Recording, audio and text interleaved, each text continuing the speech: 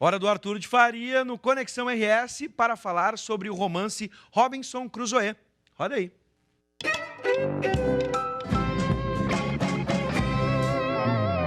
O que é um clássico, né? Um livro clássico?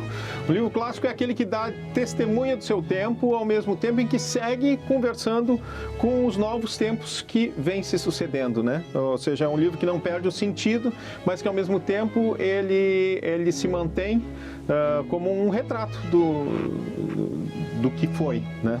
Um clássico absoluto, um livro que é considerado por muitos como o primeiro romance de uma linguagem moderna, né? O primeiro romance, indiscutivelmente, é esse aqui, Robinson Crusoe, do Daniel Defoe.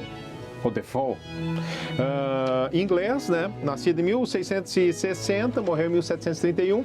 Esse livro é de 1719 e o Daniel ele foi criado para ser ministro presbiteriano, daí ele virou comerciante, né? Foi soldado uma época, viajou o mundo.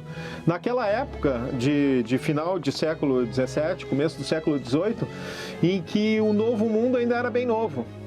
E ele se impressionou muito, principalmente com um relato de um marinheiro, que é um marinheiro escocês chamado Alexander Selkirk, que contou a sua história de um naufrágio que ele tinha tido na América do Sul.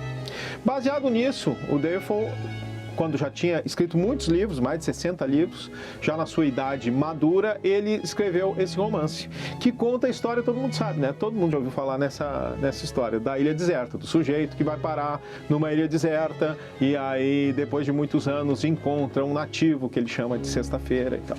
Só que o romance eu tinha lido quando eu era adolescente, e ler ele novamente, agora na idade adulta, te faz pensar em muitas coisas que passaram batidos quando tu leu numa outra época. Por exemplo, é impressionante o retrato que ele faz da mentalidade dele, um inglês, né, com relação ao mundo, né, como eles viam, por exemplo, os negros ou os índios.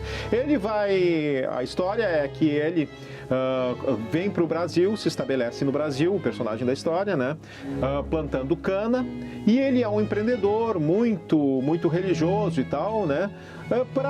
Ele começa a plantar cana, aí eles não têm uma importação suficiente de negros, aí ele monta uma empresa para trazer negros. E isso não passa pela cabeça dele nunca que isso seja uma coisa errada, que seja tráfico, que seja, né? E ao mesmo tempo, daí ele numa dessas viagens para ir para a África, trazer o navio se perde, ele naufraga numa ilhazinha, que depois a gente vem a saber, né? Que fica na Venezuela, na foz do rio Orinoco lá. E nessa ilha, que ele fica sozinho, dali a pouco ele começa a conviver com alguns nativos da região. O que é maluco nessa história toda é a relação que ele tem com os índios, que inclusive são índios canibais, e ele fica tendo questionamentos religiosos, assim, né, sobre... Pô, eu não posso julgar os caras porque eles são canibais, eles não tiveram contato com Deus. Se Deus quisesse que eles não fossem canibais, talvez ele tivesse intervido, é assim que se diz, e toda uma relação também pensando em como os espanhóis foram cruéis, como os espanhóis fizeram um crime massacrando as populações da América quando eles vieram, ao contrário deles, ingleses, né, com aquela visão. Só que é tudo isso. E lá o tráfico de escravo tá tudo beleza, não pesa na consciência dele, é outra coisa, né? É um retrato de época muito maluco isso tudo, a forma de visão do mundo. Além de tudo, é um livro delicioso de ler. Esse me reencontrei com o meu Arthurzinho lá de 14, 15 anos, porque tu te agarra naquela leitura e tu quer saber o que acontece naqueles anos todos em que o cara passa perdido numa ilha deserta, como é que ele faz para... Ele não era um sujeito que tinha muitas habilidades manuais, como é que ele faz para construir tudo, né? Como ele se arrepende de nunca ter dado bola para essas lidas da vida real, né? Porque ele não sabe fazer coisas básicas com as quais ele precisaria aprender para sobreviver na ilha. Um livro daqueles que tu te agarra e não consegue parar de ler.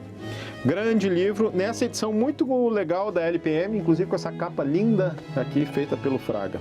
Eu recomendo muito, então, Robinson Crusoe, um clássico da literatura, daqueles que tu segue lendo com o mesmo prazer.